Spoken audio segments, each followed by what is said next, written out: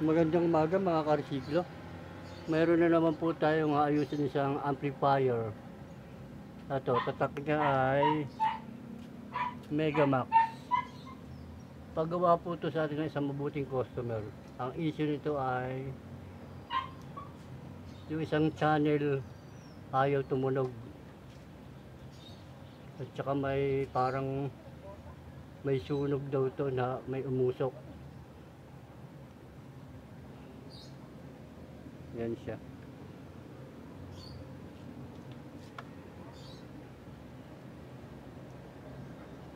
Bago ko pala umpisan ayusin itong amplifier na to, ay nais ko muna magpasalamat sa mga viewers ng Recyclo Repair. Nag-like, nag-share, nag-comment, nag-subscribe. Marami po salamat sa inyong lahat.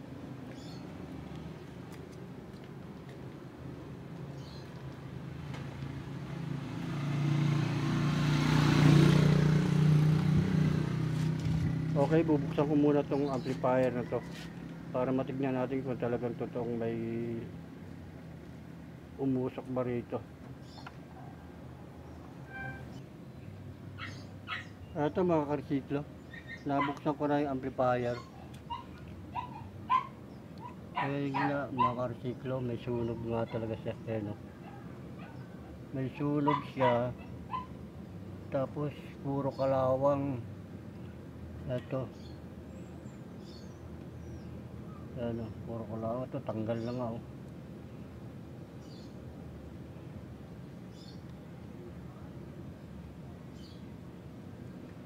Okay, babaklasin ko muna tong board na to para ma-check tsaka mapalitan yung mga kalawangin na yan.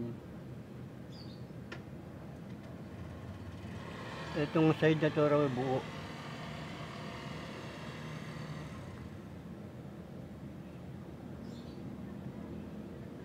Ito lang ang ano, tsaka magpapalit ng capacitor.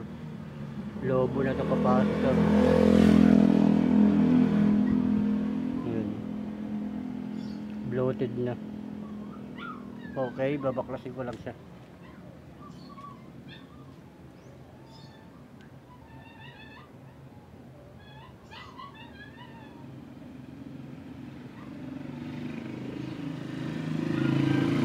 Ito mga karesiklo, nabuksan ko na yung amplifier. Ito siya. Nasunog na sunog. Tapos puro kalawang.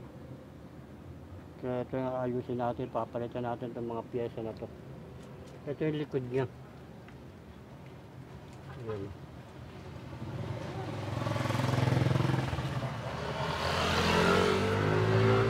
Okay.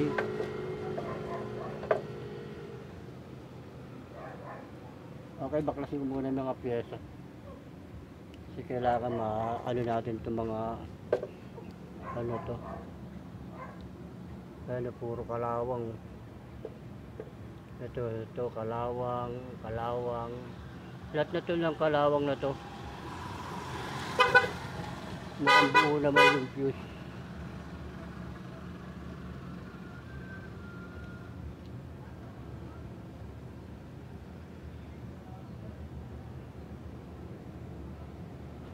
Okay.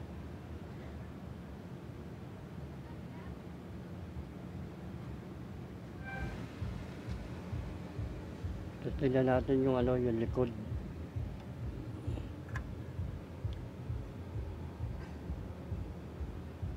Ano na rin yung likod nito.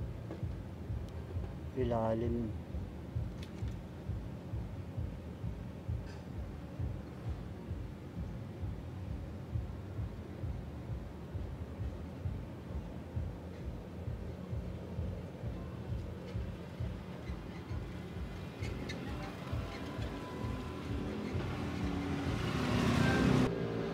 Ito mga karesiklo, nabaklas ko na yung mga shorted na resistor, yung mga nasunog, tapos yung kinalawang, tapos wala lang.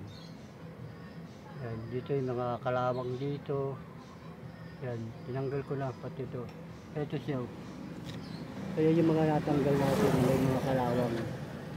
Tapos natanggal ko na rin yung output transistor na 8. Yan. Hindi muna natin kakabit yan, baka kasi sibakin.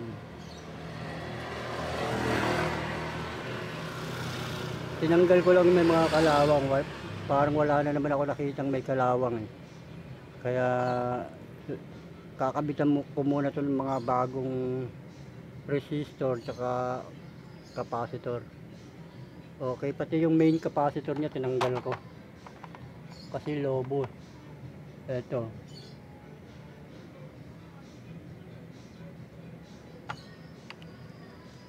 Ito.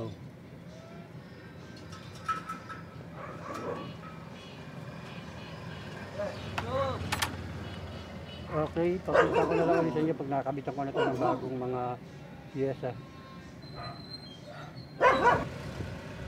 Ito mga karesiklo. Napalitan ko na ng mga piyesang yung kinalawang at saka yung mga nasunog. Ito. Yung 10 ohms. Yung mga yan. Tapos naikabit ko na yung capacitor ulit. Yung dati niya pa rin yan.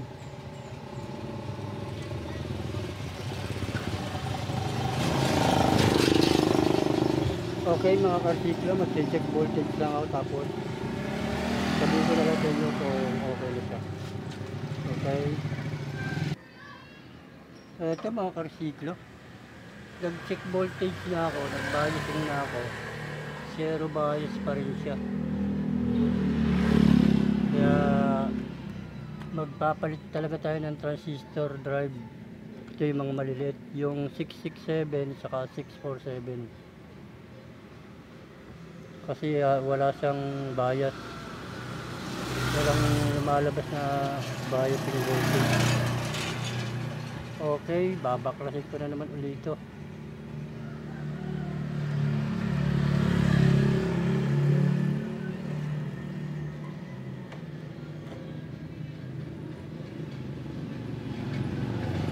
Ito tatanggalin natin, papalitan natin itong mga to, pati itong kabila. Kasi para zero eh.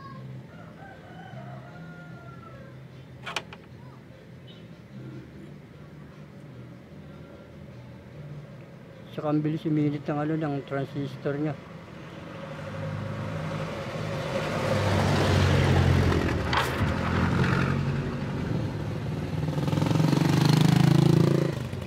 Okay, pakita ko na lang ulit sa inyo pagkapalitan ko na ng transistor drive.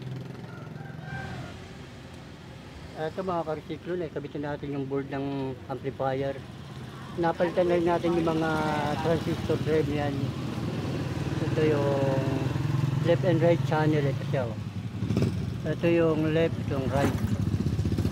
10 peraso bawat isa. Kaya lang, nung tinesting ko siya, may problema pa rin yung volume. Ito, magpapalit tayo ng main volume at saka yung sa sounds volume, sa music volume. Okay, pakita ko na rin sa inyo pag nabaklas ko na itong mga tone control.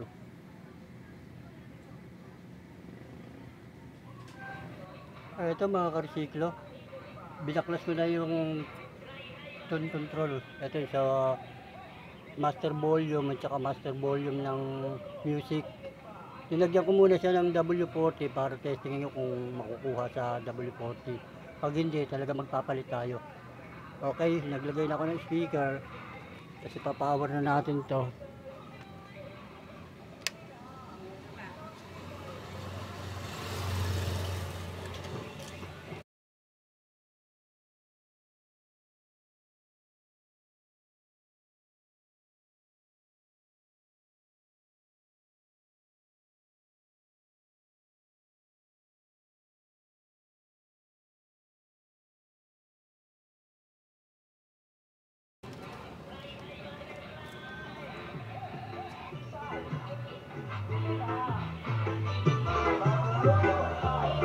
Yun, nakuha siya mga karesiklo.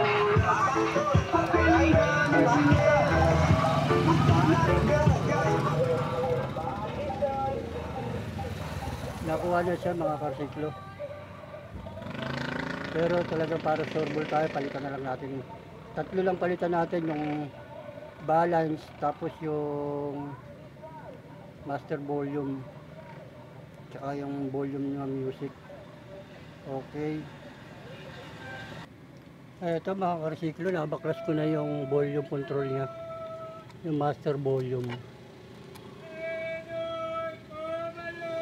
Ito yung tatlo, ito yung master volume, tapos sa music, ito yung balance. Okay. Ito yung papalit natin bago. Ito. Okay, kakabit ko lang siya mga karsiklo.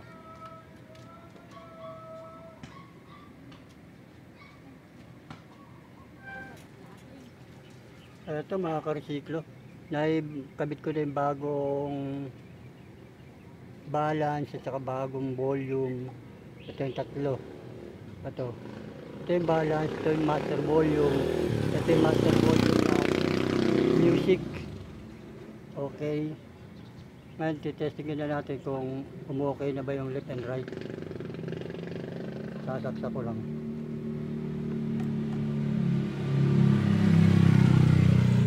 Power, tapos USB.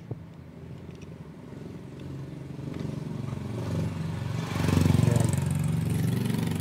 Tapos sounds tayo. Yun o. Okay na mga karsiklo.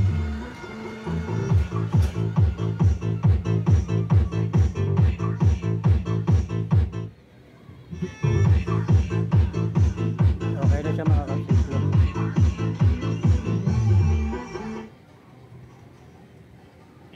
Kakabit ko lang itong mga tune control dito para makapag final testing na tayo. Okay.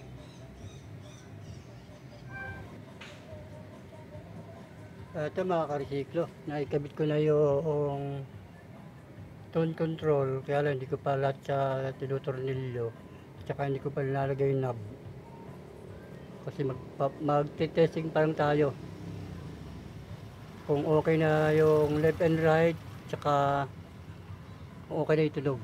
Okay, yan, nakasaksak na siya. Power, yun. Tapos USB, yun. Volume, yun. Okay na siya.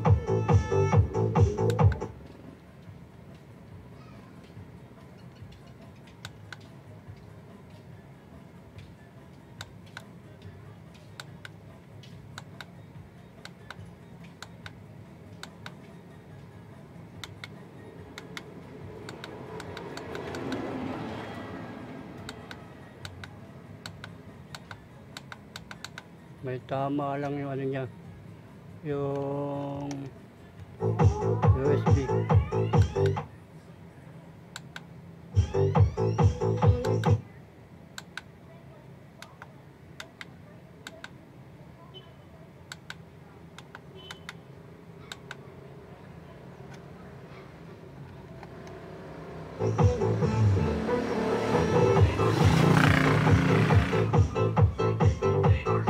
Yan, left and right yan.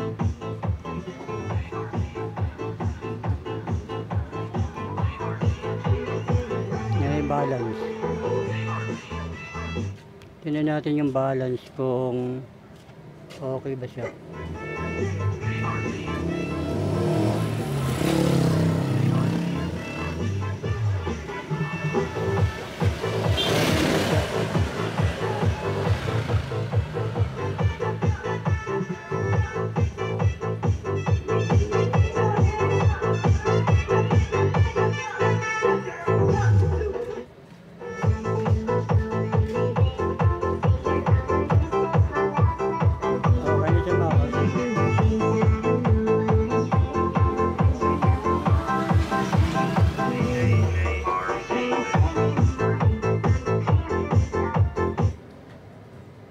Okay, pipix ko na to mga karsiklo, tapos Lalagyan ko lang ito ng W40 yung pindutan ng ano ng USB kasi hindi siya nagne-next.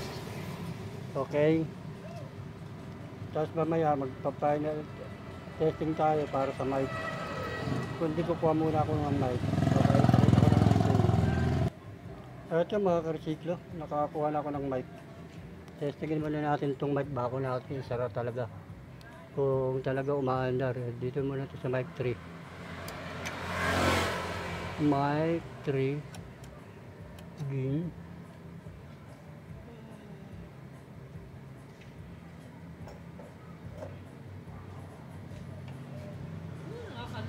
Low. Low.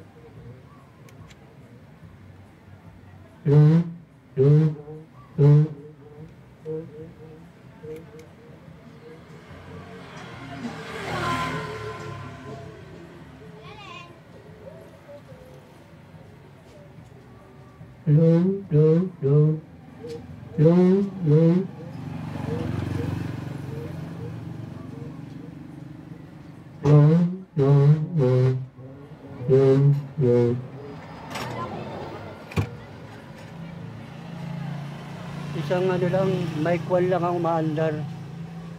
Yung mic 2 tsaka mic 1 wala. Kaya tatanong pa natin to sa may-ari kung bubuhayin pa ba to. Kasi ang dami. Ay, sa bakit? Oh, pala first day pala natin. Ang dami niyang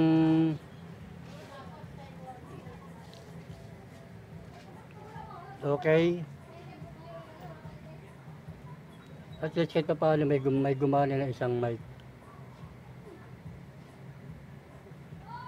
Ipipix ko na to. Ito mga karsiklo. Pinano ko na rin yung pindutan ng USB. Ito. Okay. Babalik ko lang siya. Tapos tago ka pa.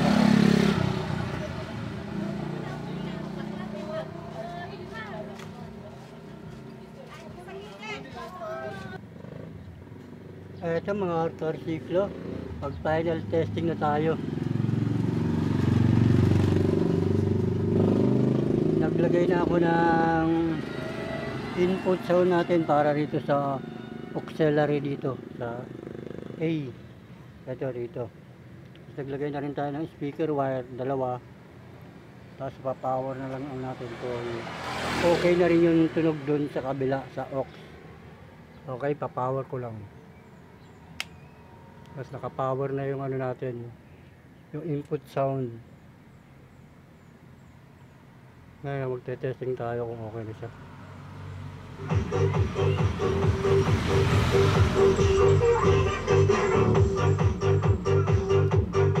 Okay naman siya.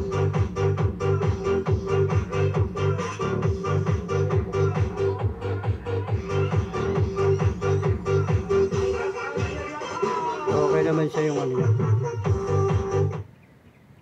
Okay naman yung input sound do sa likod. Ngayon subukan naman natin yung dito naman sa harap, yung USB. Okay, tanggalin ko lang to. Sigurado naman na tayo na gumagana to. Tapos ito na, dito tayo sa harap, maglagay tayo ng USB. Patayin na natin itong input sound natin. Dito na tayo magpatunog.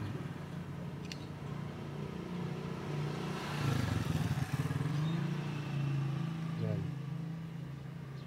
Tapos sounds.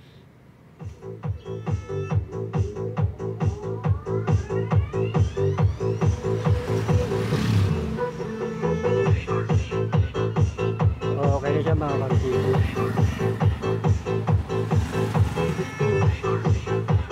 Nalilipat na rin yan. Yan. Okay na rin yung pindutan.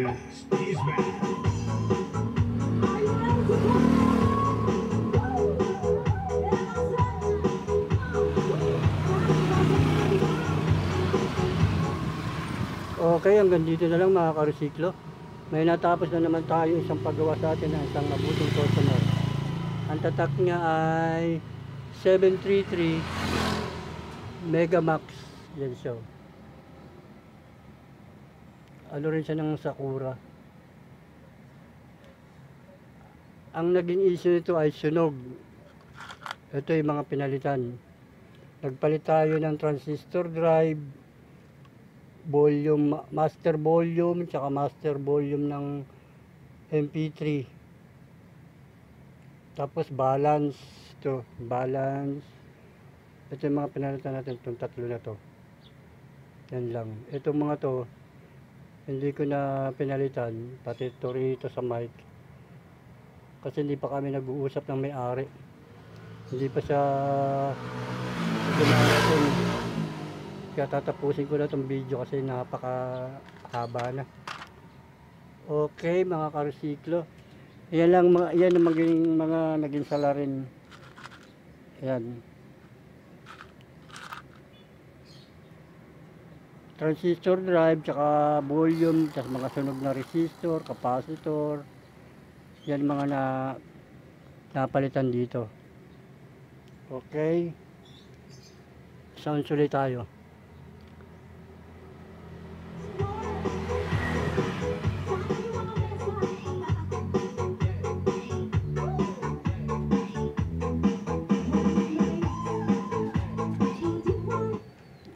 Okay, hanggang dito lang mga karesiklo. Marami po salamat sa inyong lahat.